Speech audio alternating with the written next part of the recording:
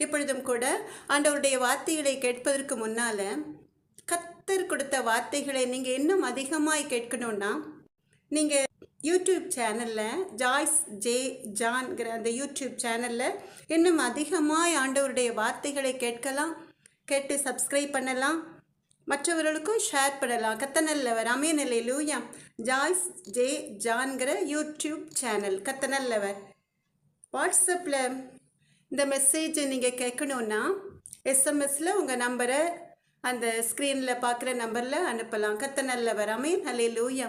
நீங்கள் கேட்டு ஆண்டவருடைய வார்த்தைகள், கர்த்தருடைய சுத்த வார்த்தைகளை கேட்டு பயன்பெறலாம். கர்த்தர் நல்லவர்.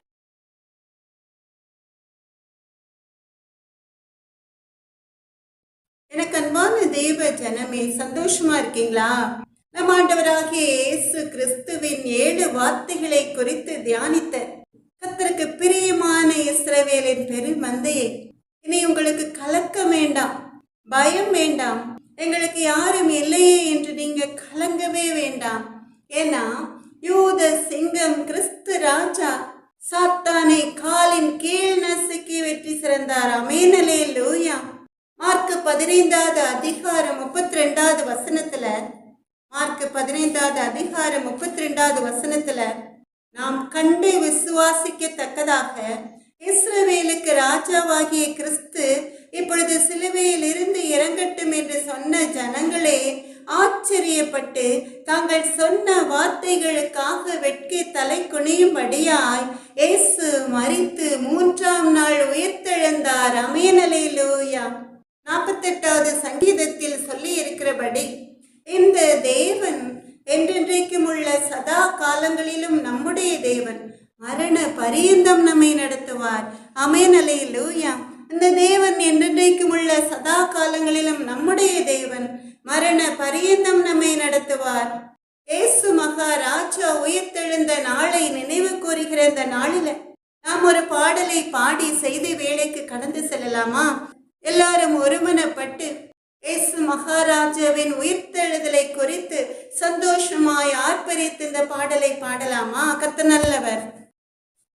உயிர்த்தெழுந்தாரே, அல்லேலூயா, ஜெயித்தெழுந்தாரே, உயிருடன் எழுந்த மீட்பரேசன் சொந்தமானாரே, கல்லறை திறந்திடவே கடும் சேவகர் பயந்திடவே வல்லவரேசு உயிர்த்தெழுந்தாரே, வல்ல பிதாவின் செயல் இதுவே, வல்லவரேசு உயிர்த்தெழுந்தாரே, வல்ல பிதாவின் செயல் இதுவே, உயிர்த்தெழுந்தாரே, அல்லேலூயா, ஜெயித்தெழுந்தாரே, மரித்தவர் மத்தியிலே ஜீவதேவனை தேடுவாரோ, நீதியின் அதிபதி உயிர்த்தெழுந்தாரே, நித்திய நம்பிக்கை பெருகிடுதே,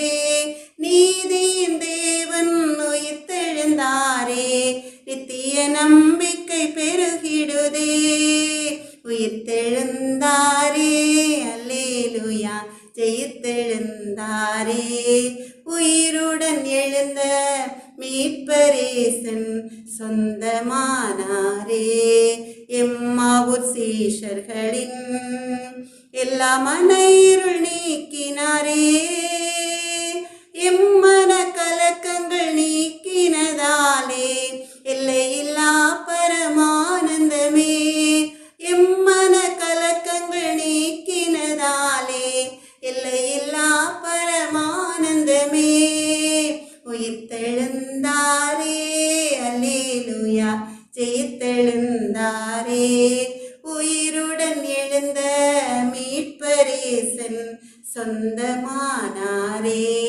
மரணமுன் கூரெங்கே, பாதாளமுன் ஜெயம் எங்கே, சாவையும் நோயையும் பேயையும் ஜெயித்தார், சபையோரே துதி சாற்றிடுவோம், சாவையும் நோயையும் பேயையும் ஜெயித்தார், சபையோரே துதி சாற்றிடுவோம், உயிர்த்தெழுந்தாரே, அல்லேலூயா, ஜெயித்தெழுந்தாரே, உயிர்த்தெழுந்தாரே.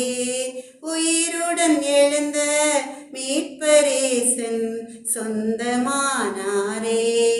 ஆவியால் இன்றும் என்றும் எம்மையும் உயிர்ப்பிக்கவே ஆவியின் அச்சாரம் எமக்களித்தாரே. அல்லேலூயா துதி சாற்றிடுவோம். ஆவியின் அச்சாரம் எமக்களித்தாரே. அல்லேலூயா துதி சாற்றிடுவோம். உயிர்த்தெழுந்தாரே. அல்லேலூயா ஜெயித்தெழுந்தாரே. உயிருடன் எழுந்த மீட்பரேசன் சொந்தமானாரே. பரிசுத்தமாகுதலே பயத்தோடென்றும் காத்து கொள்வோம். இக்காலம் துணிக்கையில் மறுரூபமாக எழும்புவோமே மகிமையிலே. எக்காலம் துணிக்கையில் மறுரூபமாக எழும்புவோமே மகிமையிலே. உயிர்த்தெழுந்தாரே. அல்லேலூயா ஜெயித்தெழுந்தாரே. உயிருடன் எழுந்த மீட்பரேசன் சொந்தமானாரே. எனக்கு அன்பான தேவ ஜனமே, இப்பொழுதும் கூட நான் ஒரு சிறு ஜெபத்தை ஏறெடுத்து செய்தி வேலைக்கு கடந்து செல்லலாமா? கர்த்தர் நல்லவர், இரக்கமும் மனதொருக்கமும் நீடிய சாந்தமும் கிருபையும் உள்ள எங்கள் அன்பு நல்ல தகப்பனே, ராஜாதி ராஜாவே, சேனைகளின் கர்த்தாவே, அப்பா, இம்மட்டுமாய் உமது அன்பு மகளை உமது கரங்களில் வல்லமையாய் எடுத்து பயன்படுத்தி கொண்டு வருகிற உன் தயவிற்காக நன்றி இயேசப்பா. பேசுகிறவர்கள் நீங்கள் அல்ல, உங்கள் பிதாவின் ஆவியானவரை உங்களிலிருந்து பேசுகிறவர் சொன்ன தேவாதி தேவனாகிய கர்த்தாவே, என்னை மறைத்து நீங்க வெளிப்படுங்க எங்கள் அன்பு நல்ல தகப்பனே. நான் என் வார்த்தையை உன் வாயிலே அருளி என் கரத்தின் நிழலினால் உன்னை மறைக்கிறேன் சொன்ன தேவாதி தேவனாகிய கர்த்தாவே, அப்பா, இப்பொழுதும் கூட ஒரு விசை எங்கள் மத்தியில இறங்கி வரும் தகப்பனே, உம்முடைய வார்த்தைகளை கேட்கிற உம்முடைய அன்பு பிள்ளைகளின் ஆத்துமாவில் உள்ள அவருடைய இருதயத்தில் உள்ள அந்த இருள் நீங்கி வெளிச்சம் பிரகாசிக்கும்படியாய், கர்த்தருடைய நாமத்தை அவர்கள் மகிமைப்படுத்தும்படியாய், கர்த்தரே உனக்கு நித்திய வெளிச்சமாய் இருப்பார் சொன்ன தேவாதி தேவனாகிய கர்த்தர் என்று நீர் மரித்து உயிர்த்த நாளை நினைவு கூறுகிற நாளாய் இருக்கிறதுனால இன்றைய நாளில உம்முடைய அன்பு பிள்ளைகளை கர்த்தர் நீர் உம்முடைய மன்னாவினால் போஷித்து கர்த்தருடைய நாமத்தை மகிமைப்படுத்தும்படியாய், உம்முடைய வார்த்தைகள் உம்முடைய அன்பு பிள்ளைகளை உம்முடைய நித்திய வெளிச்சத்திற்குள் நடத்தும்படியாய், தேவாதி தேவனாகிய கர்த்தர் என்னை மறைத்து நீங்க வெளிப்படுங்க எங்கள் அன்பு நல்ல தகப்பனே. உம்முடைய நாம மாத்திரம் மகிமைப்படட்டும் அப்பா. என்னால் ஒன்று கூடாத தகப்பனே, உம்மால் எல்லாம் கூடும் ராஜாதி ராஜாவே. அப்பிரோஜனமான அடிமையான உமது மகளை கர்த்தர் நீர் தொடர்ந்து உம்முடைய தயவினால உம்முடைய இரக்கத்தினால தொடர்ந்து உமது கரங்களில் எடுத்து பயன்படுத்துங்க எங்கள் அன்பு நல்ல தகப்பனே. அப்படியே நீங்க நடத்த போற தயவிற்காக நன்றி ஏசப்பா. இன்றும் கூட நாம் சற்று நேர தியானத்திற்கென்று எடுத்துக்கொண்ட வேத வசனம் வெளிப்படுத்துதல் சுவிசேஷகம் 1வது அதிகாரம் 18வது வசனம். மரித்தேன், ஆனாலும் இதோ சதா காலங்களிலும் உயிரோடு இருக்கிறேன். ஆமேன். நான் மரணத்திற்கும் பாதாளத்திற்கும் உரிய திறவுகோல்களை உடையவராயிருக்கிறேன் என்றார். வெளிப்படுத்துதல் சுவிசேஷகம் 1வது அதிகாரம் 18வது வசனம். மரித்தேன், ஆனாலும் இதோ சதா காலங்களிலும் உயிரோடு இருக்கிறேன். ஆமேன். நான் மரணத்திற்கும் பாதாளத்திற்கும் உரிய திறவுகோல்களை உடையவராயிருக்கிறேன் என்றார். எனக்கு அன்பான தேவ ஜனமே, நாம் எல்லாரும் சேர்ந்து இன்று நம் கர்த்தராகிய இயேசு கிறிஸ்துவின் உயிர்த்தெழுந்த நாளை கொண்டாடுகிறோம் அல்லவா? இது ஒரு மன மகிழ்ச்சியின் நாள். குறிப்பாக கர்த்தருடைய பிள்ளைகளாகிய உங்களுக்கு, இஸ்ரவேலின் பெரு மந்தைக்கு ஒரு விடுதலையின் நாள். ரோமர் 6வது அதிகாரம் 23வது வசனத்தில் உள்ளபடி, மரணத்திற்கும் நித்திய ஜீவனுக்கும் உண்டான யுத்தத்திலே, ரோமர் 6:23, மரணத்திற்கும் நித்திய ஜீவனுக்கும் உண்டான யுத்தம் சொல்லி இந்த வசனத்தில் இருக்கிறபடிக்கு மரணத்திற்கும் நித்திய ஜீவனுக்கும் உண்டான யுத்தத்திலே ஜெயத்தை பெற்று ஜெய கிறிஸ்துவாய் வெற்றி வீரனாய் மரணத்தையும் பாதாளத்தையும் தன் பராக்கிரமத்தாலே ஜெயித்து, மரணமே உன் கூரெங்கே, பாதாளமே உன் ஜெயம் எங்கே என்று வெற்றி முழக்கமிட்ட நாள். யார் வெற்றி முழக்கமிட்டா? மரணமே உன் கூரெங்கே, பாதாளமே உன் ஜெயம் எங்கே என்று சொல்லி இயேசு மகாராஜா. வேதத்திலே பவுல் அப்போஸ்தலன் முழங்கினது போல வெற்றி முழக்கமிட்ட நாள். கர்த்தர் நல்லவர். நம் ஆண்டவராகிய இயேசு கிறிஸ்து மரித்தார். ஆனாலும் கூட ஏதோ சதா காலங்களிலும் உயிரோடு இருக்கிறார். அவருக்கு மரணமே கிடையாது. என்னென்றைக்கும் ஜீவனோடு இருக்கிற கர்த்தர் அவர். ஆனாலும் சாத்தானை என்னென்றைக்கும் உள்ள நித்திய நரகத்தில் தள்ளி அந்த மரணத்திற்கும் பாதாளத்திற்கும் உரிய திறவுகோல்களை அவருடைய வல்லமையுள்ள கரங்களில் வைத்திருக்கிறார். அதனாலதான் வெளிப்படுத்துதல் 3வது அதிகாரம் 7வது வசனத்துல, வெளிப்படுத்துதல் சுவிசேஷகம் 3வது அதிகாரம் 7வது வசனத்துல நாம் பார்க்கிறோம், கர்த்தரை குறித்து இங்கு அழகாய் தெளிவாய் சொல்லி இருக்கிறது. பரிசுத்தம் உள்ளவரும் சத்தியம் உள்ளவரும் தாவீதின் திறவுகோலை உடையவரும் ஒருவரும் பூட்டக்கூடாதபடிக்கு திறக்கிறவரும் ஒருவரும் திறக்கக்கூடாதபடிக்கு பூட்டுகிறவருமாயிருக்கிறவர் என்று. எனக்கு அன்பான தேவ ஜனமே, நம் ஆண்டவராகிய இயேசு கிறிஸ்து பரிசுத்தம் உள்ளவர், பாவத்தை பாராத சுத்த கண்ணன். அவர் வாழ்க்கையில பாவம் என்ற ஒன்றே அவருடைய ஆத்மாவில் கிடையாது. சத்தியம் உள்ளவர் அவர், உண்மை உள்ள தேவாதி தேவனாகிய கர்த்தர், தாவீதின் திறவுகோலை தன்னுடைய கரங்களில் வைத்திருப்பவர். எனக்கு அன்பான தேவ ஜனமே, இங்கே நாம் பார்க்கிறோம், நான் மரணத்திற்கும் பாதாளத்திற்கு உரிய திறவுகோல்களை உடையவராக இருக்கிறேன் என்று. அதுபோலதான் இங்கேயும் நாம் பார்க்கிறோம், ஒருவரும் பூட்டக்கூடாதபடிக்கு திறக்கிறவரும் ஒருவரும் திறக்கக்கூடாதபடிக்கு பூட்டுகிறவருமாய் இருக்கிறவர் என்று. ஏசப்பாவை தவிர ஒருவனாலும் அதை பூட்ட முடியாது, அதை திறக்கவும் முடியாது. எனக்கு அன்பான தேவ ஜனமே, ஏசாயா 25வது அதிகாரம் 8வது வசனத்துல அவர் மரணத்தை ஜெயமாக விழுங்குவார் என்று ஏசாயா தீர்க்கதரிசி முன் உரைத்தபடிக்கே கல்லறை திறந்தது. அதை காவல் காத்த வீரர்கள் நடுங்கினார்கள், என்ன நடக்குமோ என்று. அவரை கல்லறையில் தேடி வந்த பெண்கள் மகிழ்ந்து களிகூறும்படியாய் 2 தேவ தூதர்கள் அவர்களிடம் வந்து, லூக்கா 24வது அதிகாரம் 6வது வசனத்துல நாம் பார்க்கிறோம், உயிரோடு இருக்கிறவரை நீங்கள் மரித்தோரிடத்தில் தேடுகிறது என்ன? அவர் இங்கே இல்லை, அவர் உயிர்த்தெழுந்தார் என்றார்கள். ஆமென், அல்லேலூயா. மறுபடியுமா எல்லாரும் இந்த வசனத்தை சேர்ந்து வாசிக்கலாமா? லூக்கா 24வது அதிகாரம் 6வது வசனம், உயிரோடு இருக்கிறவரை நீங்கள் மரித்தோரிடத்தில் தேடுகிறது என்ன? அவர் இங்கே இல்லை, அவர் உயிர்த்தெழுந்தார் என்றார்கள். நாம் எல்லாரும் சந்தோஷமாய் ஆர்ப்பரித்து அல்லேலூயான்னு சொல்லலாமா? அல்லேலூயா, அல்லேலூயா, ஆமென், அல்லேலூயா.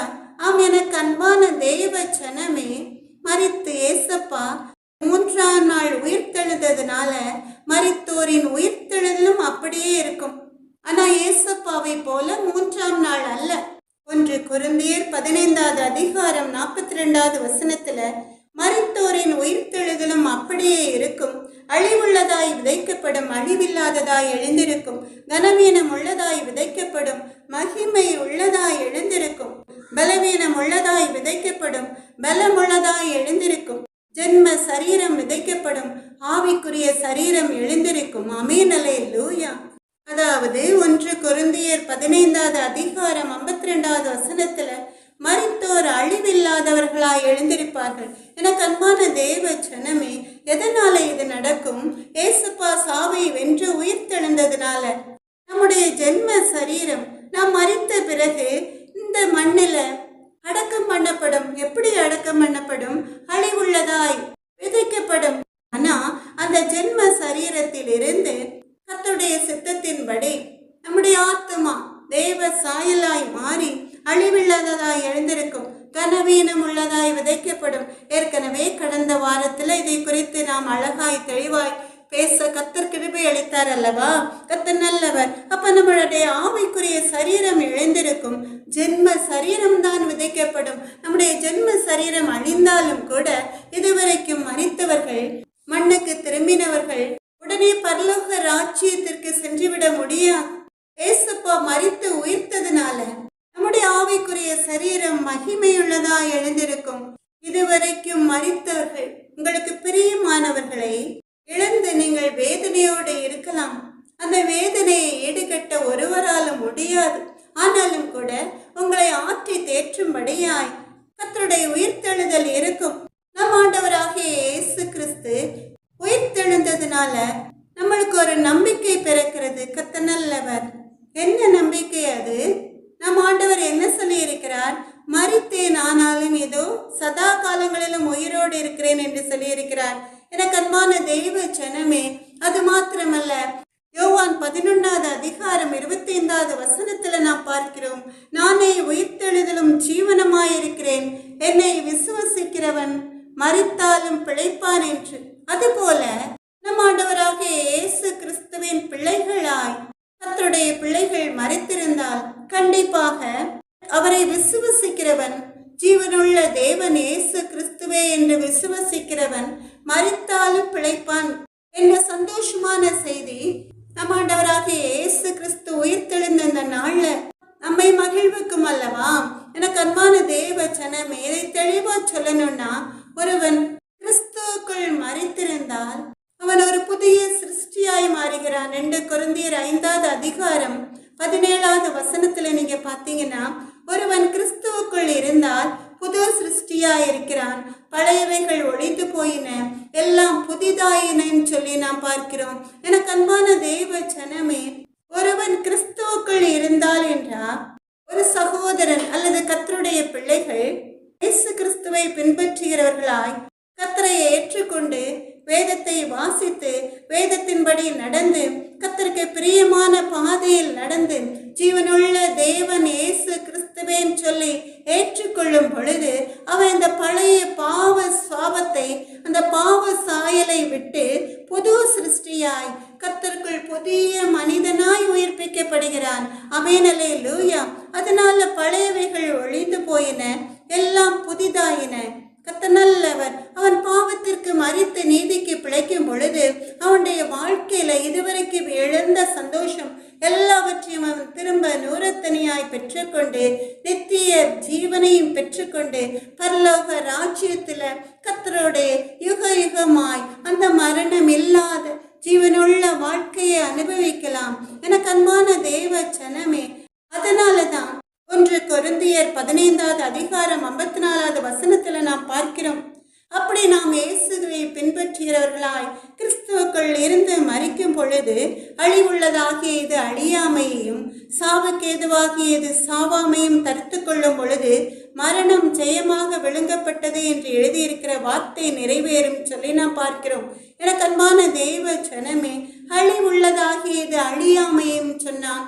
மரித்து அடக்கம் பண்ணப்பட்ட பிறகு மண்ணோடு மண்ணாய் அழிந்து போகிற அந்த சரீரம் கூட ஒரு அழியாமையை தரித்து கொள்ளும் சொல்லி, சாவுக்கு ஏதுவான இந்த ஜென்ம சரீரமும் கூட ஒரு சாவாமையை தரித்து கொள்ளும் பொழுது மரணம் ஜெயமாக விழுங்கப்பட்டது என்று எழுதியிருக்கிற வார்த்தை நிறைவேறும். எனக்கு அன்பான தேவ ஜனமே, நம்ம இந்த உலகத்துல 100 வருஷங்கள் அல்லது அதற்கு மேலான வருஷங்கள் ஜீவித்து மரித்த பிறகு நாம் மறிக்கிற அந்த வேளையில நாம் கர்த்தருக்குள் புது சிருஷ்டிகளாய் இருந்தால் மாத்திரமே அழிவுள்ளதாகிய இந்த சரீரம் அழியாமையை தரித்து கொள்ளும், சாவுக்கு எதுவாகிய இந்த சரீரம் சாவாமையை தரித்து கொள்ளும். ஆமென், அல்லேலூயா. அப்ப என்ன நடக்கும்? மரணம் ஜெயமாக விளங்கப்பட்டது. கர்த்தர் நல்லவர். அந்த வேத வசனத்தின்படி நாம் மரணத்தை ஜெயிக்கிறவர்களாய் அந்த நித்திய சந்தோஷத்தை சுதந்திரிப்பவர்களாய் எழுந்திருக்க முடியும். எனக்கு அன்பான தேவ ஜனமே, இப்ப நீங்க இந்த வார்த்தைகளை கேட்ட பிறகு கண்ணீரை துடைத்துவிட்டு யோபுவை போல நீங்க சொல்லலாம், என் மீட்பர் உயிரோடு இருக்கிறார் என்று. இந்த நம்பிக்கையை, இந்த ஆறுதலை, இந்த சந்தோஷத்தை நமக்கு தருவதற்காகத்தான் ஏசப்பா இந்த உலகத்துல நம்மை போல பாடுள்ள மனிதனாய் ஜீவித்து மரித்து உயிர்த்தார். எனக்கு அன்பான தேவ ஜனமே, ஆனா எல்லாருக்கும் இந்த பாக்கியம் கிடைக்காது. இதற்கு நீங்க செய்ய வேண்டியது ஒன்றே ஒன்றுதான். முதல்ல நீங்க பாவத்திற்கு மரித்து நீதிக்கு பிழைக்கணும். 2வதாக அந்த பரிசுத்தர் நடந்த பாதையில நீங்க நடக்கணும். 3வதாக ரட்சிப்பின் அனுபவத்தை பெறணும். ஜீவனுள்ள தேவன் இயேசு ஒருவரே என்று ஏற்றுக்கொள்ளணும். செய்வீங்களா? எனக்கு அன்பான தேவ ஜனமே, நாம் ஒரு அருமையான பாடலை பாடலாமா? பெர்க்மான்ஸ் ஃபாதர் அவர்கள் பாடின பாட்டு. பாவ மன்னிப்பின் நிச்சயத்தை பெற்றுக்கொள்ள வேண்டும், பரலோகத்தில் ஓரிடம் நீ பெற வேண்டும். இயேசு தருகிறார், என்றே தருகிறார், அதற்காகத்தான் சிலுவையிலே இரத்தம் சிந்திவிட்டார். இயேசு தருகிறார், என்றே தருகிறார், அதற்காகத்தான் சிலுவையிலே இரத்தம் சிந்திவிட்டார். பாவ மன்னிப்பின் நிச்சயத்தை பெற்றுக்கொள்ள வேண்டும், பரலோகத்தில் ஓரிடம் நீ பெற வேண்டும். ரத்தம் சிந்துதல் இல்லாமல் பாவ மன்னிப்பில்லை, இயேசு ராஜா நாமம் இல்லாமல் ரட்சிப்பும் இல்லை. நம்ம இயேசு ராஜா நாமம் இல்லாமல் ரட்சிப்பும் இல்லை. ஆமென், அல்லேலூயா. அருமையான பாடல். கர்த்தர் நல்லவர். பாவத்தின் சம்பளம் மரணம் என்பதை நாம் அறிந்து உணர்ந்திருக்கிறதுனால நாம் பாவ மன்னிப்பின் நிச்சயத்தை பெற்றுக்கொண்டு கர்த்தர் கொடுக்கிற அந்த ஓட்டத்தை ஓடி அந்த ஓட்டத்தை ஜெயமாய் முடித்து அந்த ஜீவ கிரீடத்தை நாம் சுதந்திரித்துக் கொள்ளலாம். கர்த்தர் நல்லவர். எனக்கு அன்பான தேவ ஜனமே, மரித்தோர் அழிவில்லாதவர்களாய் எழுந்திருப்பார்கள் சொன்ன உடனே நீங்க நினைக்கலாம், ஒவ்வொரு மனிதரும் எப்படி மரித்தார்களோ அந்த சரீரத்தோடே எழுந்திருப்பார்கள் என்று. இல்லை, எனக்கு அன்பான தேவ ஜனமே, பவுல் சொன்னது போல ஜென்ம சரீரம் விதைக்கப்படும், ஆவிக்குரிய சரீரம் எழுந்திருக்கும். கனவீனம் உள்ளதாய் விதைக்கப்படும், மகிமை உள்ளதாய் எழுந்திருக்கும். மகிமை உள்ளதாய் என்றால் அந்த பரலோக மகிமையின் சாயலாய் புதிதாய் பிறந்த குழந்தைகளைப் போல நாம் மறுரூபமாகும். ஆமென், அல்லேலூயா. இப்பொழுதும் கூட ஒரு அருமையான பாடல். தேவ சாயலாக மாறி தேவனோடிருப்பேன், நானும் தேவனோடிருப்பேன். அந்த நாளும் நெருங்கிடுதே, அதிவிரைவாய் நிறைவேறுதே. மண்ணின் சாயலை நான் கலைந்தேன், விண்ணவர் சாயல் அடைவேன், விண்ணவர் சாயல் அடைவேன். தேவ சாயலாக மாறி தேவனோடிருப்பேன், நானும் தேவனோடிருப்பேன். நல்லவர். தேவ சாயலாக மாறி நாம் எல்லாரும் மகிழ்ந்து களி கோர்ந்து தேவனோடு இருப்போம். கர்த்தர் நல்லவர். எனக்கு அன்பான தேவ ஜனமே, இந்த உலகத்தில் உள்ள பாகுபாடுகள் பல விதத்துல கருப்பு என்பாங்க, சிவப்பா இருக்கான் நிற வித்தியாசத்தை பார்ப்பாங்க, அல்லது தோற்றத்தை பார்த்து எடை போட்டு மனிதர்களை ஒவ்வொரு விதத்துல வித்தியாசப்படுத்தி காட்டுவார்கள். கர்த்தர் நல்லவர். ஆனா அங்கே வெளிப்படுத்துதல் 21வது அதிகாரம் 4வது வசனத்தில் உள்ளபடிக்கு இனி மரணமும் இல்லை, துக்கமும் இல்லை, அலறுதலும் இல்லை, வருத்தமும் இல்லை. ஆமென், அல்லேலூயா. மரணம் இல்லாத, துக்கம் இல்லாத, அலறுதல் இல்லாத, வருத்தம் இல்லாத ஒரு வாழ்க்கையை நாம் தேவனோடு வாழப்போகிறோம். கர்த்தர் நல்லவர். அதனால் தான் நம் ஆண்டவராகிய இயேசு கிறிஸ்து யோவான் 5வது அதிகாரம் 24வது வசனத்துல இந்த நித்திய ஜீவனை பற்றி அழகாய் தெளிவாய் சொல்லி இருக்கிறார். யோவான் 5வது அதிகாரம் 24வது வசனத்துல, என் வசனத்தை கேட்டு என்னை அனுப்பினவரை விசுவசிக்கிறவனுக்கு நித்திய ஜீவன் உண்டு, அவன் ஆக்கினை தீர்ப்புக்கு உட்படாமல் மரணத்தை விட்டு நீங்கி ஜீவனுக்குட்பட்டிருக்கிறான் என்று மெய்யாகவே மெய்யாவே உங்களுக்கு சொல்கிறேன் என்று. யோவான் 5:24வது வசனம், என் வசனத்தை கேட்டு என்னை அனுப்பினவரை விசுவசிக்கிறவனுக்கு நித்திய ஜீவன் உண்டு, அவன் ஆக்கினை தீர்ப்புக்கு உட்படாமல் மரணத்தை விட்டு நீங்கி ஜீவனுக்குட்பட்டிருக்கிறான் என்று மெய்யாகவே மெய்யாவே உங்களுக்கு சொல்கிறேன் என்று. கர்த்தருடைய வார்த்தைகளை கேட்டு கர்த்தரை தெய்வமாய் ஏற்றுக்கொள்கிற ஜனங்களுக்கு என்ன உண்டாம்? நித்திய ஜீவனம். அந்த நித்திய ஜீவன் தான் அந்த மரணம் இல்லாத, வருத்தம் இல்லாத வாழ்க்கை. கர்த்தர் நல்லவர். அவன் ஆக்கினை தீர்ப்புக்கு உட்படாமல், ஆக்கினை தீர்ப்பு என்ன? நரகம். ஒவ்வொரு மனிதனும் அவனவன் செய்கிற பாவத்தின் நிமித்தமாய் நரகத்திற்கும் பாதாளத்திற்கும் தள்ளப்படுவான். அப்ப அந்த ஆக்கினை தீர்ப்பு கிடையாது. கர்த்தரே தெய்வம் என்று அறிந்து கொள்கிறவர்களுக்கு மாத்திரம் மரணத்தை விட்டு நீங்கி ஜீவனுக்குட்பட்டிருக்கிறான் என்று நம் ஆண்டவராக இயேசு கிறிஸ்து தெளிவாய் சொல்லியிருக்கிறார். கர்த்தரை தெய்வமாய் ஏற்றுக்கொண்டு நம் ஆண்டவராக இயேசு கிறிஸ்து மரித்து 3ஆம் நாள் உயிர்த்தெழுந்தார் என்று சொல்லி விசுவாசிக்கிற ஜனங்களுக்கு நித்திய ஜீவன் உண்டு. ஆமென், அல்லேலூயா. ஒரு அருமையான சாட்சி ஒன்று ஞாபகத்திற்கு வருகிறது. ஒரு அருமையான ஊழிய குடும்பம். அந்த குடும்பத்தில் உள்ள அத்தனை பேரும், தாயும் தகப்பனும் மகனும் மருமகளும் கூட அந்த ஊழியத்திலே ரொம்ப சந்தோஷமாய் கர்த்தருடைய வேலையை செய்து கொண்டு வந்தார்கள். ஆனா என்ன நடந்ததுன்னா, ஒரு நாள் அந்த பெற்றோருடைய மகனுடைய மனைவிக்கு 2 சிறு பிள்ளைகள் உண்டு. அந்த மருமகள் திடீரென்று நோய்வாய்ப்பட்டு சுகவீனமாகி மரித்து போகிறார்கள். இது எல்லாருக்கும் எதிர்பாராத ஒரு ஷாக்கா இருக்கிறது. எப்படி இது நடந்தது என்று சொல்லி ரொம்ப பக்தியான மகள் வேதத்தை வாசிப்பதோடு மாத்திரமல்ல, வேதத்தின் படி நடந்து அந்த வேதத்தை மற்றவர்களுக்கு போதிக்கிற மகள், கர்த்தருக்கு பிரியமான ஒரு ஊழியத்தை செய்து கொண்டு வந்த மகள் திடீரென்று சடுதி மரணம் வந்தது. மரித்த அந்த மகளை அடக்கம் பண்ணுவதற்காக சபை விசுவாசிகள் முதற்கொண்டு உற்றார் உறவினர்கள் எல்லாரும் வந்திருந்தார்கள்.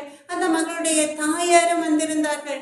அந்த தாயார் ரொம்ப வேதனையோடு கண்ணீர் வடித்து அழுது கொண்டிருந்த வேளையில கரெக்டா ஜெபம் எல்லாம் முடிந்து அந்த மகளை அடக்கம் பண்ணுவதற்காக அந்த சரீரத்தை சுமந்து கொண்டு வெளியிலே வந்தார்கள். ஆனா உடனே என்ன நடந்ததுன்னா, அடக்கம் பண்ணப்பட்ட அந்த மகளுடைய சரீரத்தை எல்லாரும் ஒரு பாதையில் கொண்டு செல்லும் பொழுது அந்த மகளுடைய தாயார் மாத்திரம் என் மகா அங்க போறான்னு சொல்லி வேறொரு பாதையாய் வேகமாய் ஓடினார்கள். எல்லாருக்கும் ஆச்சரியம், மகளுடைய சரீரத்தை விட்டு இந்த அம்மா மாத்திரம் ஏன் அப்படி ஓடுகிறார்கள் என்று. அவங்க கொஞ்ச நேரம் ஓடி மறுபடியுமாய் வீட்டிற்கு திரும்பி வந்த வேளையில அவர்களிடம் எல்லாரும் கேட்டார்கள், எதற்காகம்மா அப்படி ஓடுனீங்கன்னு சொல்லி.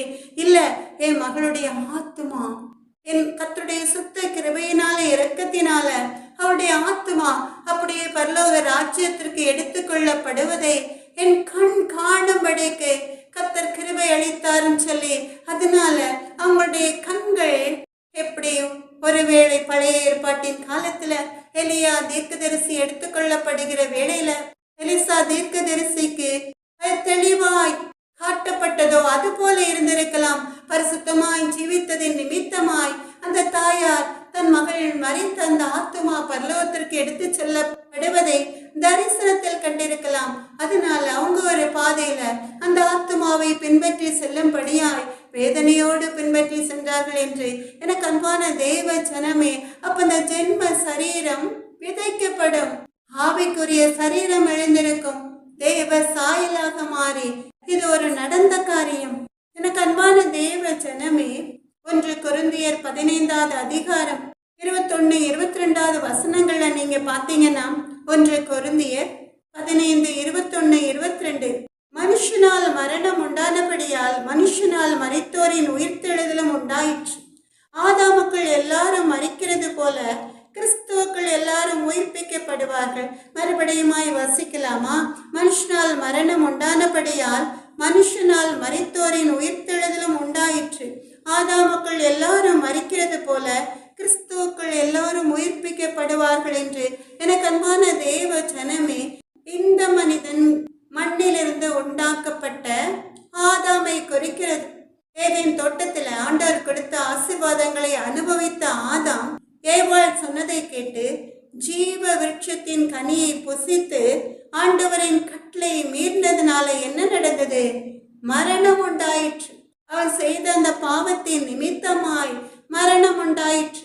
அருமையா ஏதேன் தோட்டத்துல கர்த்தரோட உலா வருகிறபடி ஆதாமும் ஏவாளும் சந்தோஷமாய் மரணம் இல்லாத நித்திய ஜீவனை சுதந்திரத்துக் கொண்டு வாழ்ந்திருக்கிற வேளையில சர்ப்பத்தின் சொல்லை கேட்டு ஏவாள் ஆண்டவர் எந்த கனியை புசிக்க கூடாது என்று சொன்னாரோ அந்த கனியை பறித்து தான் சாப்பிட்டதோடு மாத்திரமல்ல, அதை ஆதாமுக்கும் கொடுத்தாள்.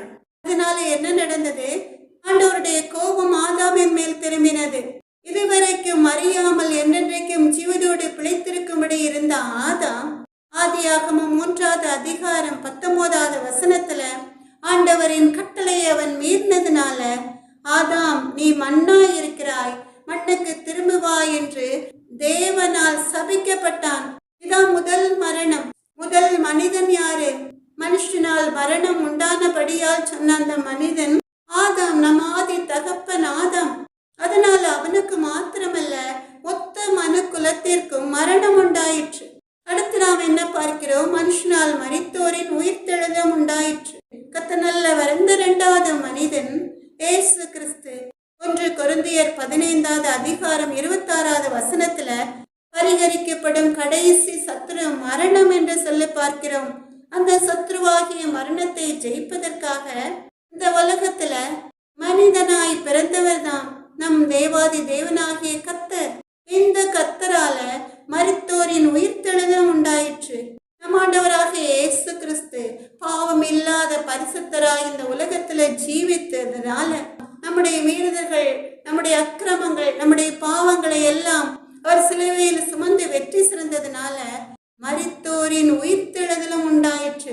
அவருடைய மரணத்திற்கு பிறகு, மரித்து 3ஆம் நாள் உயிர்த்தெழுந்த பிறகு, கிறிஸ்தவர்களாகிய கர்த்தரை ஏற்றுக்கொண்ட ஜனங்களாகிய இஸ்ரவேலின் பெருமந்தைகளாகிய நமக்கும் கூட ஆண்டவருடைய வருகையின் நாள்ல உயிர்த்தெழுதல் உண்டாயிற்று. கர்த்தர் நல்லவர். 1 கொரிந்தியர் 15:22 அழகாய் தெளிவாய் சொல்லியிருக்கிறது. ஆதாமுக்குள் எல்லாரும் மரிக்கிறது போல கிறிஸ்துவுக்குள் எல்லாரும் உயிர்ப்பிக்கப்படுவார்கள் என்று.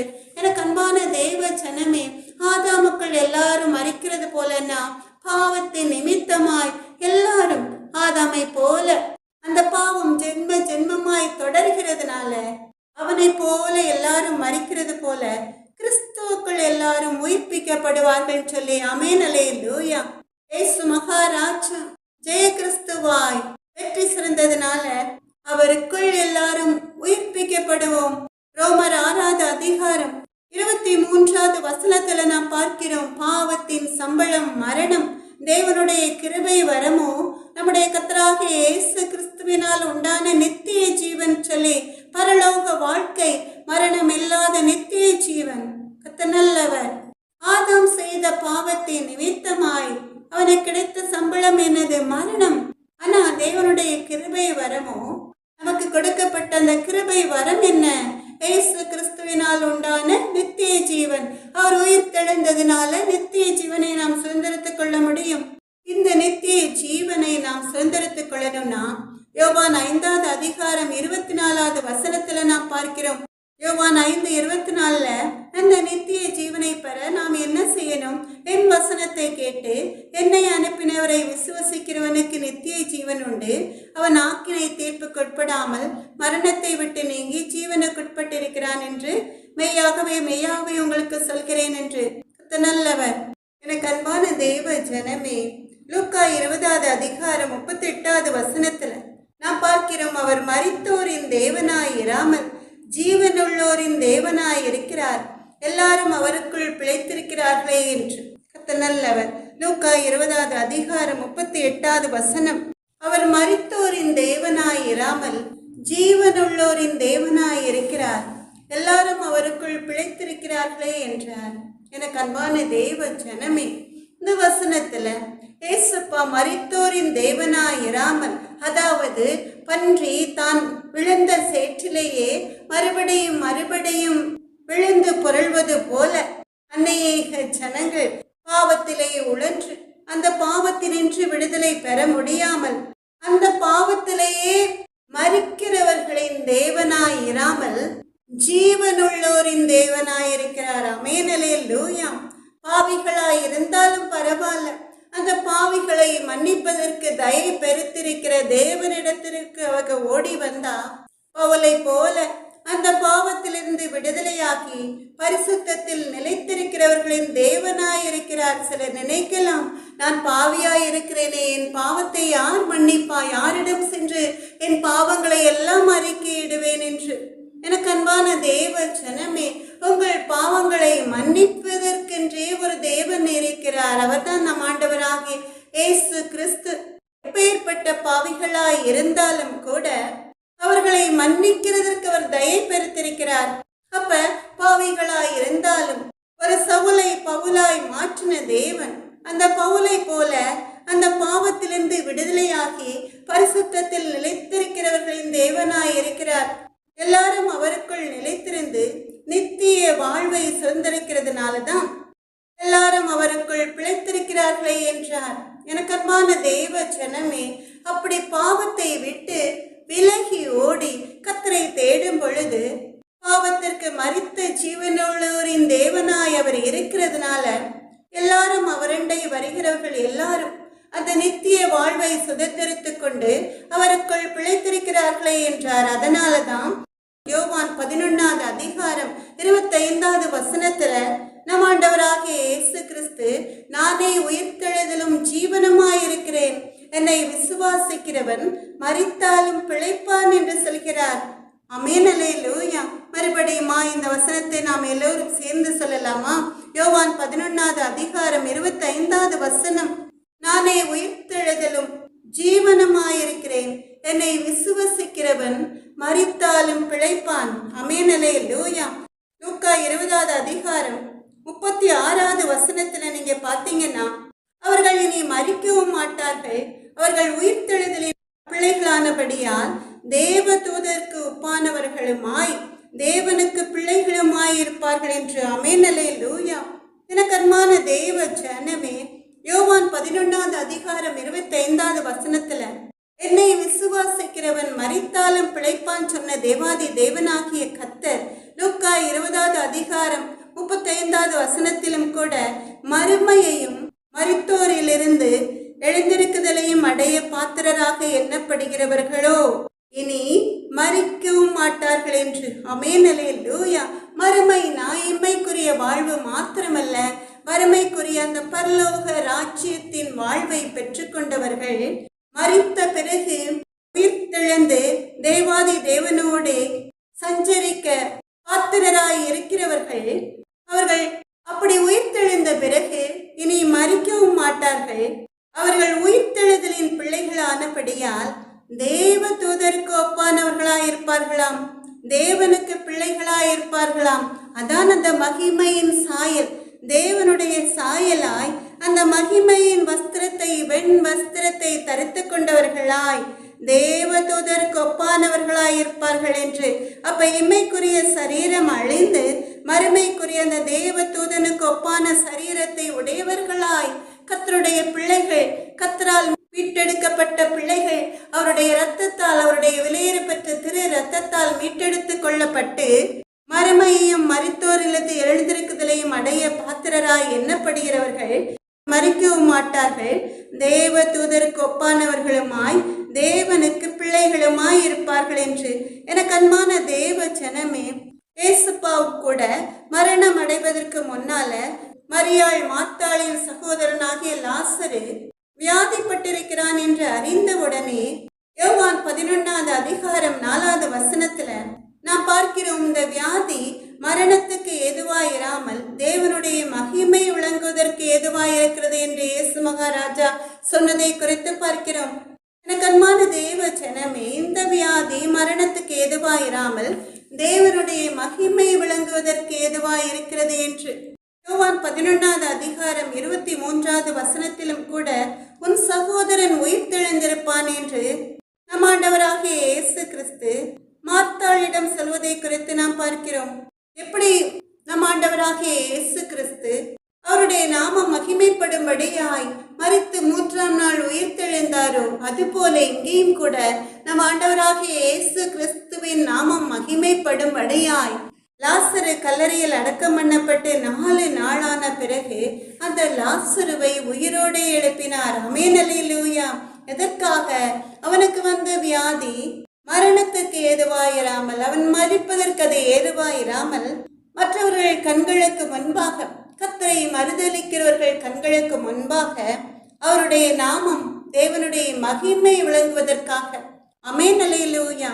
எனக்கு அன்பான தெய்வ ஜனமே, இது போல அநேக அற்புதங்களை ஏசப்பா செய்தார்.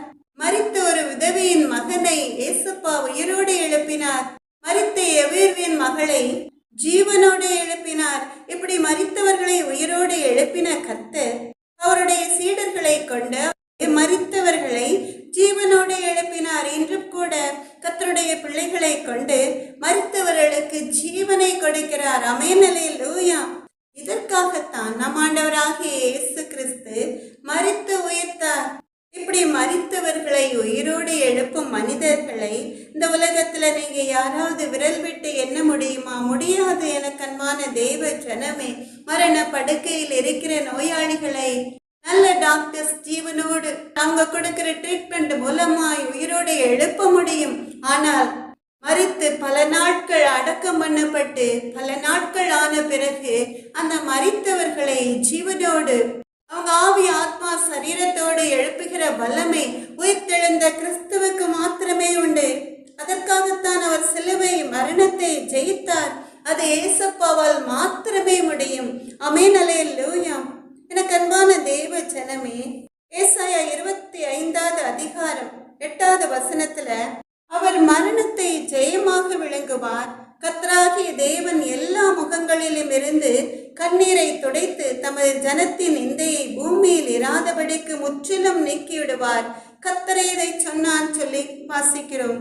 ஏசாயா 25வது அதிகாரம் 8வது வசனம். அவர் மரணத்தை ஜெயமாக விளங்குவார்.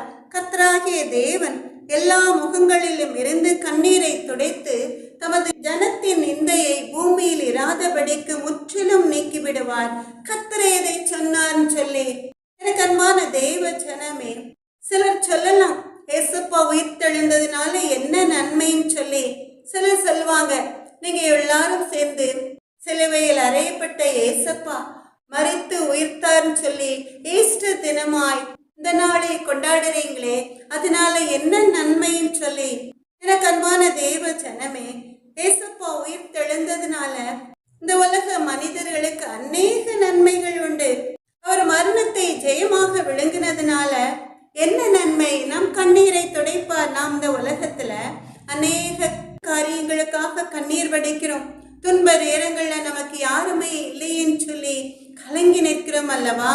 நாம் செய்த பாவத்தினால அதன் விளைவுகளை நாம் சந்திக்கும் பொழுது, நமக்கு விரோதமாக நம்முடைய எதிராளிகள் போட்ட சாபத்தினால அந்த சாபத்தின் வேதனைகளை நாம் அனுபவிக்கும் பொழுது, நோய்களினால நாம் வாடுகிற வேளையில, இப்படிப்பட்ட பலவித பாடுகளின் நிமித்தமாய் நாம் எல்லாராலும் கைவிடப்பட்ட ஒரு சூழ்நிலையில, ஐயோ மனிதர்கள் என்னை கைவிட்டு விட்டார்களே, எனக்கு உதவி செய்வார் யார் இருக்கிறார்கள் என்று சொல்லி சோர்ந்திருக்கிற வேளையில, இன்னும் சத்துரு நம்முடைய வாழ்க்கையில் கொண்டு வருகிற பலவித பாடுகளினால இப்படி நாம் பாடுகளை அடுக்கி கொண்டே போகலாம். ஆனா எல்லா காரியங்களையும் குறித்து நாம் விரிவாய் பார்ப்பதற்கு நமக்கு நேரம் குறைவாய் இருப்பதனால நம்ம ஏசப்பா செய்த 4 நன்மைகளை குறித்து நாம் பார்க்க போகிறோம். எனக்கு அன்பான தேவ ஜனமே, நாம் இயேசு மகாராஜா மரித்து உயிர்த்தெழுந்த இந்த ஈஸ்டர் தினத்தன்று அவர் உயிர்த்தெழுந்ததினால இந்த உலகத்து மனிதர்களுக்கு என்னென்ன நன்மைகள் உண்டுன்னு சொல்லி கர்த்தர் செய்த கோடிக்கணக்கான நன்மைகள்ல 4 நன்மைகளை குறித்து நாம் பார்க்க போகிறோம். எனக்கு அன்பான தேவ ஜனமே, முதல்ல பாவத்திலிருந்து நமக்கு விடுதலை. பழைய ஏற்பாட்டின் காலத்துல நீங்க பாத்தீங்கன்னா இஸ்ரவேல் ஜனங்கள் கர்த்தர் செய்த நன்மைகளை மறந்து ஆண்டவருக்கு விரோதமாக முறுமுறுத்தார்கள் சொல்லி பார்க்கிறோம். அதனால என்ன நடந்தது? பாவத்தின் சம்பளம் மரணம். அதனால் அவர்கள் வனாந்தரத்திலே மடிந்து போனார்கள். கர்த்தர் அவர்களை அநேக முறை சிட்சித்தார் சொல்லி பார்க்கிறோம் அல்லவா? அந்த ஜனங்கள், அந்த இஸ்ரவேல் ஜனங்கள் அவருடைய பாவங்களின் நிமித்தமாய் அவங்க என்ன செய்வாங்க? பிரதான ஆசாரியனிடம் வந்து முறையிடுவாங்க. அப்ப அந்த ஆசாரியர் என்ன சொல்றான்? அவருடைய பாவங்களை நிவர்த்தி செய்வதற்காக பாவ நிவாரண பலியாக ஒரு ஆட்டுக்குட்டியை பலியிட்டான்னு சொல்லி நாம் லேவியராகமம் 4வது அதிகாரம் 2, 3 வசனங்கள்ல நாம் பார்க்கிறோம். எல்லாரும் எடுத்துக்கொள்ளலாமா? லேவியராகமம் 4வது அதிகாரம் 2வது வசனம் 3வது வசனம். கர்த்தர் நல்லவர், வேகமாய் வாசித்துக் கொண்டு செல்லலாம். கர்த்தர் நல்லவர். இன்னும் கர்த்தர் மோசேயை நோக்கி, நீ இஸ்ரவேல் புத்திரரிடத்தில் சொல்ல வேண்டியது என்னவென்றால், ஒருவன் கர்த்தருடைய கட்டளைகளில் யாதொன்றை அறியாமையினால் மீறி செய்யத்தகாததை செய்து பாவத்துக்குட்பட்டால் அறிய வேண்டியதாவது, அபிஷேகம் பெற்ற ஆசாரியன் ஜனங்கள் குற்றத்திற்கு உட்படத்தக்கதாக பாவம் செய்தால் தான் செய்த பாவத்தின் நிமித்தம் பழுதற்ற ஒரு இளம் காளையை பாவ நிவாரண பலியாக கர்த்தருடைய சந்நிதியில் கொண்டு வர கடவன் சொல்லி நல்லவர் என்ன சொல்லி இருக்கிறார்? எனக்கு அன்பான தேவ ஜனமே, அபிஷேகம் பெற்ற ஆசாரியன் ஜனங்கள் குற்றத்திற்கு உட்படத்தக்கதாக பாவம் செய்தால் தான் செய்த பாவத்தின் நிமித்தம் பழுதற்ற ஒரு இளம் காளையை பாவ நிவாரண பலியாக கர்த்தருடைய சந்நிதியில் கொண்டு வர கடவன்.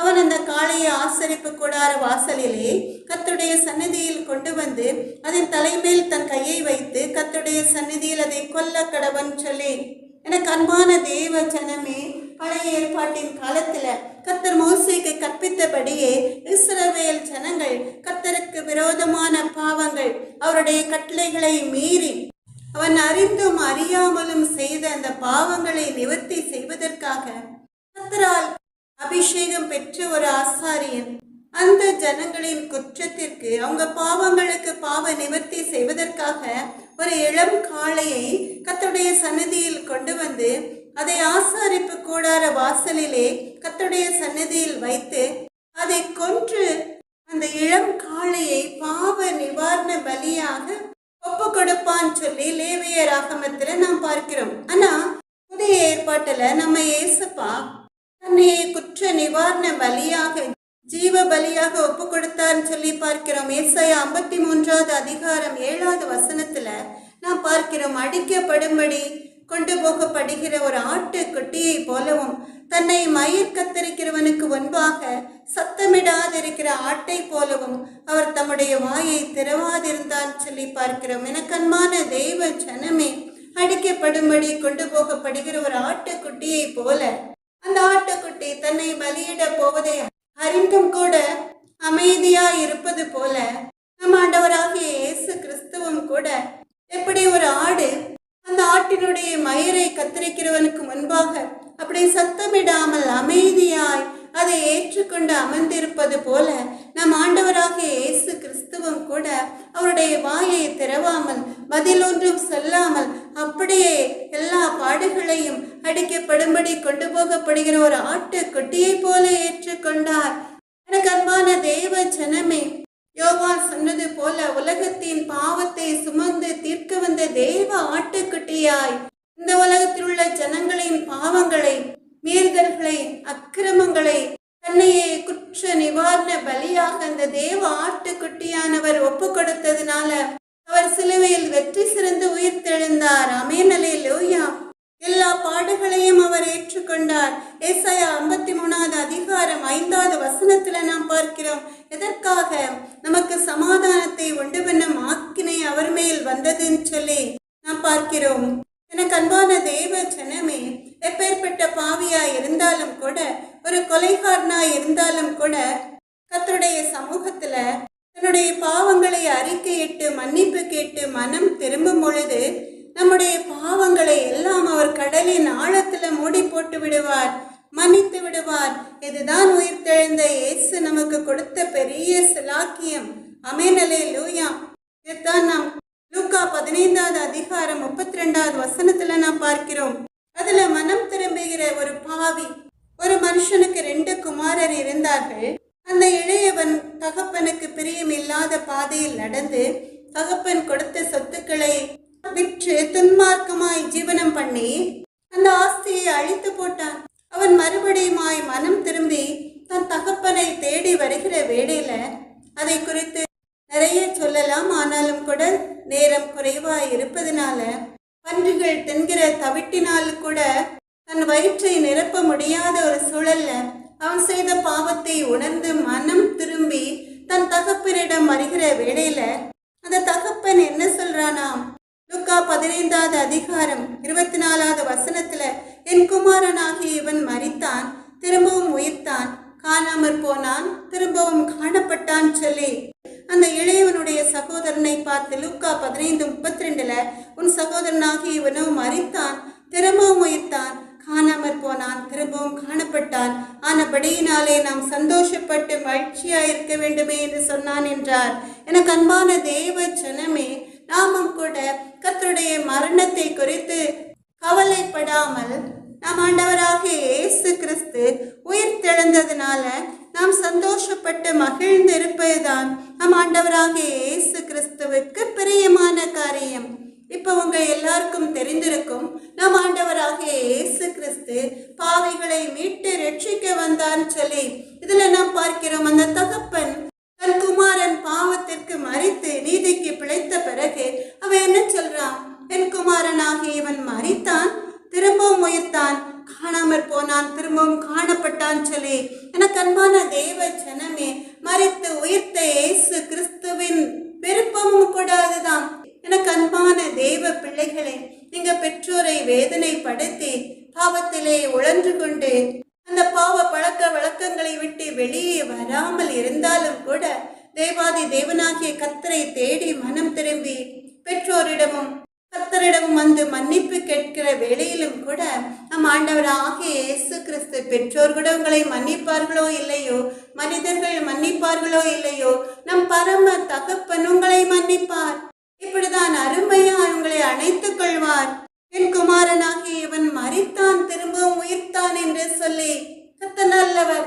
அதற்காக தான் நம் ஆண்டவராகிய இயேசு கிறிஸ்து எல்லா பாடுகளையும் ஏற்றுக்கொண்டு சிலுவையை சுமந்து உயிர்த்தெழுந்து வெற்றி சிறந்தார். ஆமென், அல்லேலூயா. இதுதான் உயிர்த்தெழுந்த இயேசு நமக்கு கொடுத்த பெரிய சிலாக்கியம்.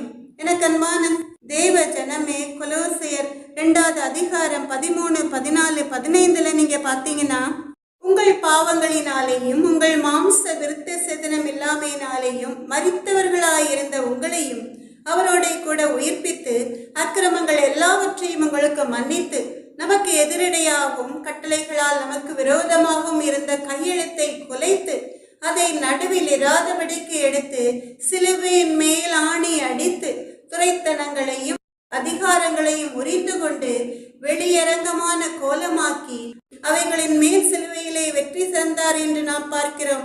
ஆமென், அல்லேலூயா. இதுல 13வது வசனத்துல நாம் பார்க்கிறோம், நம்முடைய பாவத்தின் நிமித்தமாய் பாவங்களினால மரித்திருந்த உங்களை உங்கள் அக்கிரமங்கள் உங்கள் பாவங்கள் எல்லாவற்றையும் மன்னித்து உங்களையும் அவரோட கூட உயிர்ப்பித்து பாவத்திற்கு மரித்தவர்களாயிருந்த உங்களை நம் ஆண்டவராகிய இயேசு கிறிஸ்து உங்கள் அக்கிரமங்களை மன்னித்து உங்கள் பாவங்களின் நிமித்தமாய் உங்களுக்கு எதிராக உங்களுக்கு விரோதமாக சாத்தானால் கொண்டு வர நிர்ணயிக்கப்பட்ட உங்களுக்கு விரோதமாய் எழுதப்பட்ட அத்தனை காரியங்களையும் குலைத்து போட்டு சாத்தான் என்ன செய்வான்? நீங்க பாவத்திலே உழன்று கொண்டிருக்கிற வேளையில உங்களை இன்னும் அதிகமாய் அந்த பாவத்திலே விழத்தள்ளும்படியாய் ஒரு வலையை விரித்திருப்பான். வலையில நீங்க விழுந்தீங்கன்னா அது உங்களுக்கு எதிரான ஆயுதமாயிருக்கும், உங்களுக்கு விரோதமான காரியமாயிருக்கும். அப்படியே உங்கள் வாழ்க்கையை சீரழித்து போடும். எனக்கு அன்பான தேவ ஜனமே, அதனால கெர்ச்சிக்கிற சிங்கம் போல அலைகிற சத்ரு இருக்கிற வலையில நீங்க விழாதபடிக்கு நீங்க கண்டிப்பாய் மனம் திரும்பணும். இந்த மனம் திரும்பிய மகனை போல கர்த்தர் நல்லவர். உங்கள் பாவங்களை நம் ஆண்டவராகிய இயேசு கிறிஸ்து மன்னிப்பார். அந்த பாவங்களை எல்லாம் சத்துரு நிர்ணயித்த அந்த துராலோசனைகளை எல்லாவற்றையும் அந்த தீய செயல்களை எல்லாவற்றையும் அவர் சிலுவையின் மேல் ஆணி அடித்தார் சொல்லி துரைத்தனங்களையும் அதிகாரங்களையும் உரிந்து கொண்டு வெளியரங்கமான கோலமாக்கி அவைகளின் மேல் சிலுவையிலே வெற்றி சிறந்தார். ஆமென், அல்லேலூயா. இந்த துரைத்தனம் அதிகாரம் எல்லாம் சத்துருவுக்கு உரியது.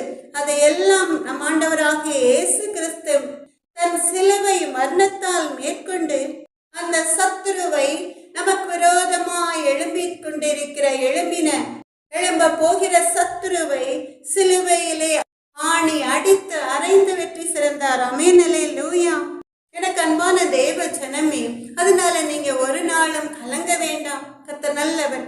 எவ்வளவு பாவத்தை செய்து விட்டோம், எல்லாரும் என்னை புறக்கணிக்கிறார்களே என்று சொல்லி, எல்லாரும் என்னை ஒதுக்கி தள்ளுகிறார்களே என்று சொல்லி, உங்களை நேசிக்கிற உங்களை மன்னிக்கிற ஒரு அன்பான தகப்பன் உங்களுக்கு உண்டு. அவர் தான் நம் ஆண்டவராகிய இயேசு கிறிஸ்து. கர்த்தர் நல்லவர். இப்ப 2வது நாம் பார்க்க போகிறோம், நோயிலிருந்து விடுதலைன்னு சொல்லி. ஏசாயா 53வது அதிகாரம் 5வது வசனத்துல நீங்க பாத்தீங்கன்னா, ஏசாயா 53வது அதிகாரம் 5வது வசனத்துல நமக்கு சமாதானத்தை உண்டு பண்ணும் ஆக்கினை அவர் மேல் வந்தது, அவருடைய தழும்புகளால் குணமாகிறோம் என்று சொல்லி நமக்கு வேளையில் வந்தது. அவருடைய தழும்புகளால் நாம் குணமாகிறோம் என்று சொல்லி எனக்கு அன்பான தேவ ஜனமே, கல்வாரி சிலுவையில அவர் நொறுக்கப்பட்டு அடிக்கப்பட்டு காயப்பட்டதின் நிமித்தமாய் நம்முடைய வாழ்க்கையில் ஒரு சமாதானம் வந்தது. அவர் வேதனைப்பட்ட அந்த தழும்புள்ள கரங்களை நீட்டுகிற வேளையில நானே உன் பரிகாரை சொன்ன தேவாதி தேவனாகிய கர்த்தருடைய அந்த தழும்புள்ள கரங்களில் இருந்து குணமாக்கும் வல்லமை புறப்பட்டு வந்து நோயாளிகளை தொட்டு சுகமாக்கும். அதனாலதான் பெரிய பெரிய ஊழியக்காரர்கள் சமீபத்துல டாக்டர் ஆனந்தஸ்திரா அவர்கள் கொடிய கேன்சர் நோய், யாராலும் குணப்படுத்த முடியாத அந்த நோய், அவர் விசுவாசத்தோடு உயிர்த்தெழுந்த இயேசுவின் நாமத்தை சொல்லி ஜெபிக்கும் பொழுது ஒரு அருமையான சுகம் கிடைத்தது அந்த நோயாளிக்கு. கர்த்தர் நல்லவர். இதைத்தான் நாம் பார்க்கிறோம். பேதுரு 2வது அதிகாரம் 24வது வசனத்துல அவர் தாமே தமது சரீரத்திலே நம்முடைய பாவங்களை சிலுவையின் மேல் சுமந்தார், அவருடைய தழும்புகளால் குணமானீர்கள் சொல்லி அவர் தாமே தமது சரீரத்திலே நம்முடைய பாவங்களை சிலுவையின் மேல் சுமந்தார், அவருடைய தழும்புகளால் குணமானீர்கள் சொல்லி மத்தேயு 8வது அதிகாரம் 17வது வசனத்திலும் கூட எல்லாரும் எடுத்துக்கொள்ளலாமா? கர்த்தர் நல்லவர். மத்தேயு 8:17 அவர் தாமே நம்முடைய பலவீனங்களை ஏற்றுக்கொண்டு நம்முடைய நோய்களை சுமந்தார் சொல்லி நாம் பார்க்கிறோம். எனக்கு அன்பான தேவ ஜனமே, நம்முடைய பலவீனங்களை அவர் ஏற்றுக்கொண்டு நம்முடைய நோய்களை சுமந்தார் சொல்லி இப்ப நம்ம என்ன பார்க்கிறோம்? நம்ம ஆண்டவராகிய இயேசு கிறிஸ்து இந்த சிலுவைங்கிற அந்த சாபமான சிலுவையை அவர் சுமந்து அந்த சிலுவையில் அறையப்படலைன்னா, அவர் மரித்து உயிர்க்கலைன்னா நமக்கு பாவத்திலிருந்து விடுதலை கிடைக்காது, நோயிலிருந்து நமக்கு விடுதலை கிடைக்காது. நிறைய வியாதியஸ்தர்களை நீங்க பார்த்திருப்பீங்க. டாக்டர்கள் சொல்லுவாங்க, அவங்க முகத்திற்கு எதிரேயே சொல்லுவாங்க, இவர்கள் இந்த வியாதியிலிருந்து குணமடைய மாட்டார்கள், இவர்கள் பிழைக்க முடியாது, இவர்கள் மரிப்பதற்கு இன்னும் கொஞ்சம் மணி நேரம்தான் இருக்கிறது என்று சொல்லி நீங்க எந்த தெய்வத்தை கும்பிடுகிறீர்களோ அந்த தெய்வத்திடம் ஜெபம் பண்ணுங்க, ஒருவேளை பிழைக்கலாம் என்று சொல்லி, எங்களால் ஒன்றும் செய்ய முடியாதுன்னு சொல்லி நல்ல படித்த டாக்டர்கள் கூட MBBS MD அதற்கு மேற்பட்ட படிப்புகள் படித்த டாக்டர்ஸ் கூட நோயாளிகளை கைவிட்டு விடுவாங்க. ஆனா அந்த நோயாளிகளுக்கு பிரியமான அவருடைய சொந்த பந்தங்கள் கர்த்தரை நோக்கி கூப்பிடுகிற வேளையில என்ன நடக்கும்? ஒரு அற்புதம் நடக்கும். ஏன்னா அவருடைய சரீரத்திலே நம்முடைய பலவீனங்களை எல்லாம் ஏற்றுக்கொண்டு நம்முடைய நோய்களை எல்லாம் அவர் அந்த சிலுவையில் சுமந்து வெற்றி சிறந்தார். ஆமென், அல்லேலூயா. எனக்கு அன்பான தேவ ஜனமே, நோயின் வேதனையினால கலங்கி போய் நிற்கிறீர்களா? நீங்க கலங்கவே வேண்டாம். பரம வைத்தியராம் கர்த்தர் உங்க நோய்களை, உங்க பலவீனங்களை சிலுவையில் சுமந்து வெற்றி சிறந்தார் என்று விசுவாசித்து நானே உன் பரிகாரின்னு சொன்னீங்களே, இயேசுவின் தழும்புகளால் குணமாகினீர்கள் சொன்னீரே தகப்பனே, வியாதியை உன்னிலிருந்து விலக்குவேன் வாக்கு கொடுத்தீரே, எங்களுடைய நோய்களை நீர் சுமந்தீரேன்னு சொல்லி இந்த வசனங்களை சொல்லி விசுவாசத்தோடு ஜெபிக்கிற வேளையில அந்த நோய் உங்களை விட்டு ஓடி போகும், பரிபூர்ண சுகம் உண்டாகும் இயேசுவின் தழும்புள்ள கரங்களால். ஆமென், அல்லேலூயா. மூன்றாவதாக நாம் பார்க்க போகிறோம். எனக்கு அன்பான தேவ ஜனமே, எபிரேயர் 2வது அதிகாரம் 13-14வது வசனத்துல நீங்க பாத்தீங்கன்னா நம்ம ஆண்டவராகிய இயேசு கிறிஸ்து நம்மை குறித்து, பாவிகளாகிய நம்மை குறித்து எபிரேயர் 2வது அதிகாரம் 13வது வசனத்துல நானும் தேவன் எனக்கு கொடுத்த பிள்ளைகளும் என்று சொல்லி இருக்கிறார். 14வது வசனத்துல நீங்க பாத்தீங்கன்னா மரணத்துக்கு அதிகாரியாகிய பிசாசானவனை தமது மரணத்தினாலே அழிக்கும்படிக்கும் சொல்லி நாம் பார்க்கிறோம். ஜீவகாலம் எல்லாம் மரண பயத்தினாலே அடிமைத்தனத்திற்குள்ளானவர்கள் யாவரையும் விடுதலை பண்ணும்படிக்கும் அப்படியானார் சொல்லி நாம் பார்க்கிறோம். அப்ப நாம் மரணத்தை வெற்றி சிறக்கணும்னா, மரண பள்ளத்தாக்கை நாம் ஜெயிக்கணும்னா கர்த்தர் நல்லவர். ஏசப்பா அந்த பிசாசை, நோயை கொண்டு வருகிற அந்த சத்துருவை தன்னுடைய மரணத்தினால் அழித்தார் சொல்லி நாம் விசுவாசித்தால் போதும்.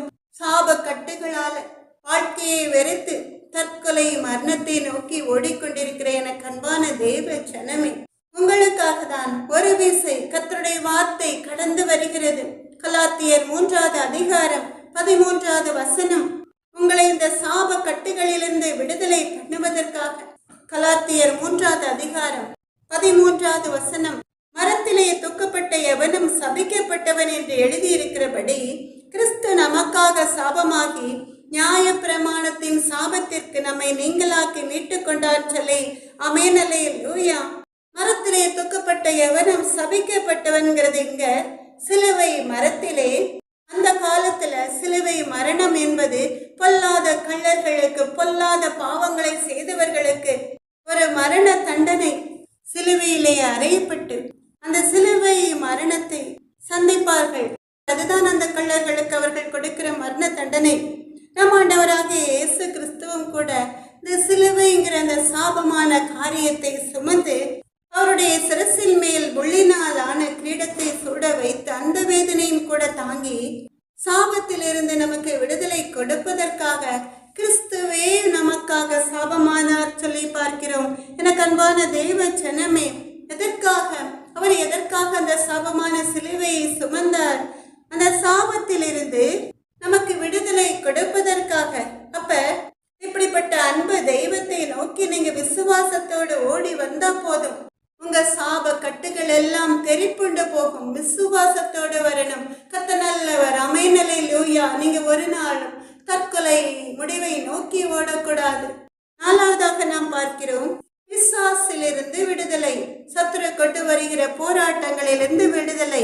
எனக்கு அன்பான தேவ ஜனமே, நாம் ஆண்டவராகிய இயேசு கிறிஸ்து சிலுவை மரணத்தை ஜெயித்ததின் நிமித்தமாய் அந்த சாத்தானை அவருடைய கால்களின் கீழே நசுக்கி போட்டார் என்பது உங்க எல்லாருக்கும் தெரிந்த ஒன்று.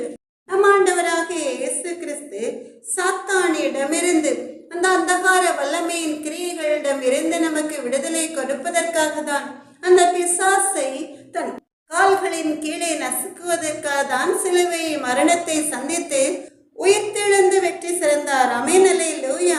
அப்ப இயேசுவின் நாமத்தை கொண்டு ஜெபிக்கிற வேளைகளில் எல்லாம் அந்த பிசாசுகள் அலறி ஓடுவதை நீங்க பார்த்திருப்பீங்கள் அல்லவா?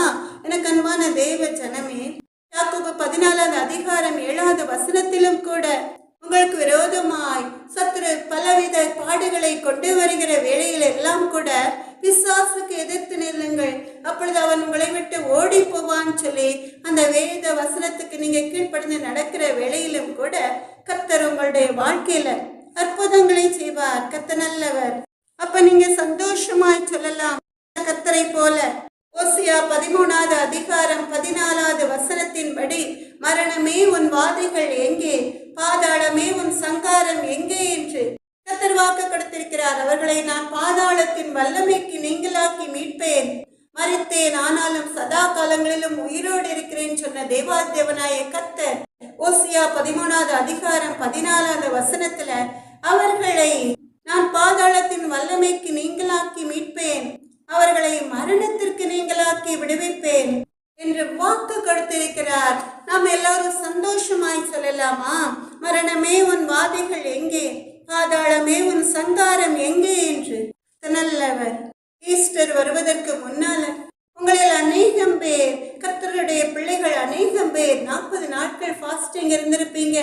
சிலர் ஃபாஸ்டிங்கே இருக்காம நிறைய உடன்படிக்கை, அதாவது ஒப்பு கொடுப்பீங்க. போய் செல்ல மாட்டேன், சண்டை போட மாட்டேன்னு சொல்லி சிறு பிள்ளைகளும் கூட நீங்க நிறைய பாவங்களை செய்ய மாட்டேன்னு சொல்லி ஒப்பு கொடுத்திருப்பீங்க. சிறு பிள்ளைகள் என்ன செய்வாங்க?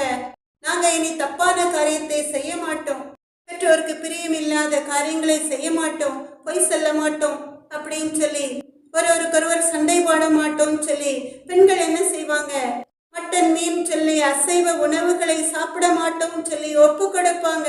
குடிகாரர்களும் கூட, போதை பழக்க வழக்கங்களுக்கு அடிமையானவர்களும் கூட இந்த 40 நாட்கள் குடிக்க மாட்டேன், சிகரெட், எந்த பாவ பழக்க வழக்கத்திற்கும் அடிமையாக மாட்டேன்னு சொல்லி, என்ன புசித்தலும் குடித்தலும் தேவனுடைய ராஜ்யம் அல்லன்னு சொல்லி நல்லது. ஆனா ஈஸ்டர் அன்று நல்லா சாப்பிட்டு சந்தோஷமாய் கொண்டாடி ஏசப்பா மரித்தார் உயிர்த்தார் என்று மகிழ்ந்து அதற்கு பிறகு அதே பாவ வாழ்க்கையை தொடர்ந்தா உங்களுக்கும் புறஜாதியாருக்கும் ஒரு வித்தியாசமும் கிடையாது. அவர்களும் ஒரு குறிப்பிட்ட காலம் உடலை ஒடுக்குகிறார்கள்.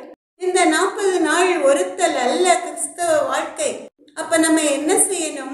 கர்த்தருக்கு பிரியமான பாதையில இந்த 40 நாட்கள் மாத்திரம் நடப்போம்னு நினைக்காம, ஆண்டவருடைய வருகையின் நாள் மட்டும் இந்த உடல்ல ஜீவன் இருக்கும் வரைக்கும் நாம் பாவத்திற்கு மரித்து நீதிக்கு பிழைக்கணும். அதற்காக தான் நாம் ஆண்டவராகிய இயேசு கிறிஸ்து மரித்து உயிர்த்தார். ஆமென், அல்லேலூயா. அப்படி நீங்க ஒரு தீர்மானம் பண்ணுகிற வேளையில, எனக்கு அன்பான தேவ ஜனமே, அப்படி நீங்க தீர்மானம் பண்ணுவீங்களா?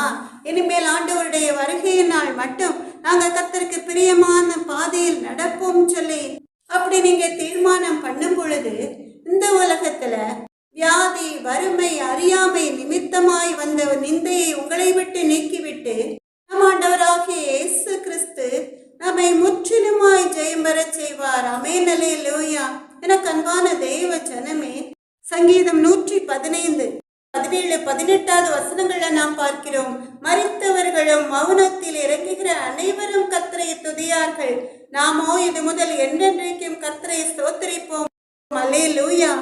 ஏசாயா 38 அதிகாரம் 19 வசனம், உயிரோடு இருக்கிறவனே மொய்த்தடிப்பான். ஆமென், அல்லேலூயா.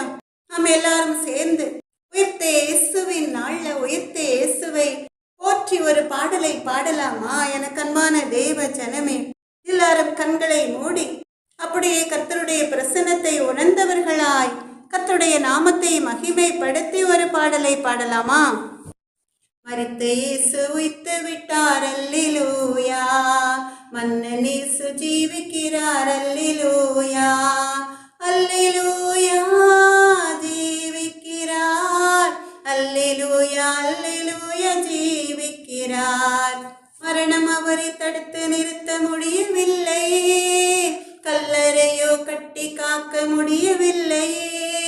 யோத சிங்கம் கிறிஸ்து ராஜா வெற்றி பெற்றாரே, யோத சிங்கம் கிறிஸ்து ராஜா வெற்றி பெற்றாரே. சோர்ந்து போன மகனே நீ துள்ளி பாடிடு, சோர்ந்து போன மகனே நீ துள்ளி பாடிடு. அல்லேலூயா, ஜீவிக்கிறார். அல்லேலூயா, அல்லேலூயா, ஜீவிக்கிறார். மரித்த இயேசு உயிர்த்து விட்டார், அல்லேலூயா. மன்னன் இயேசு ஜீவிக்கிறார், அல்லேலூயா. அஞ்சாதே, முதலும் முடிவும் இயேசுதானே. இறந்தாலும் எந்நாளும் வாழ்கின்றவர். நாவினாலே அறிக்கை செய்து மீட்படைவோம், நாவினாலே அறிக்கை செய்து மீட்படைவோம்.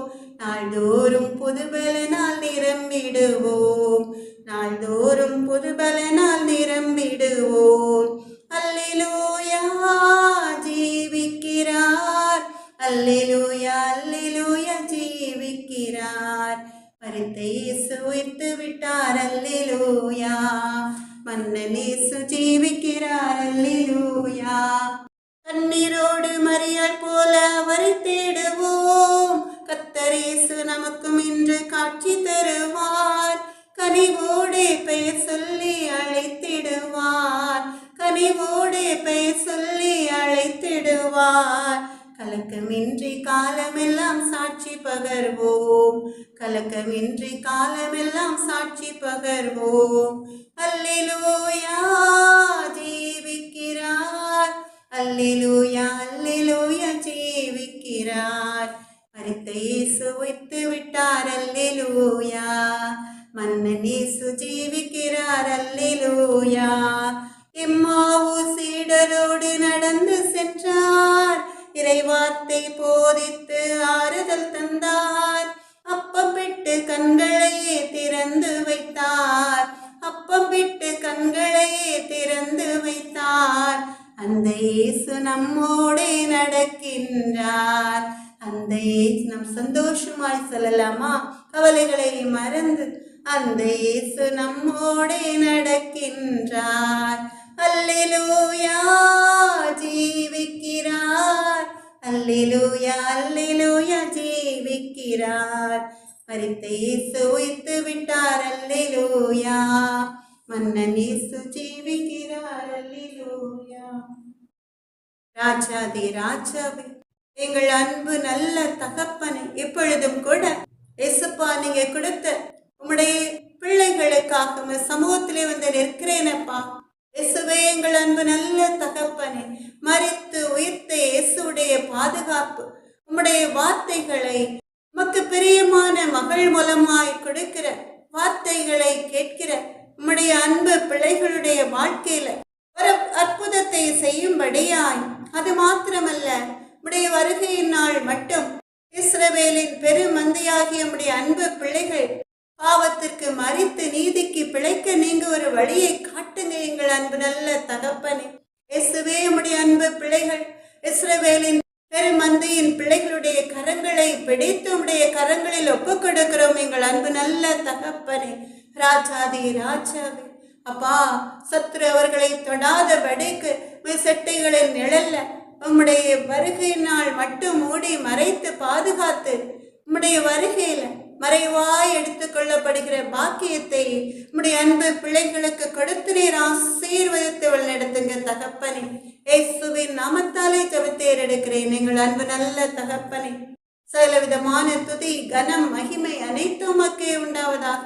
என் ஆத்துமாவே கர்த்தரை ஸ்தோத்திரி, என் முழு உள்ளமே அவருடைய பரிசுத்த நாமத்தை ஸ்தோத்திரி.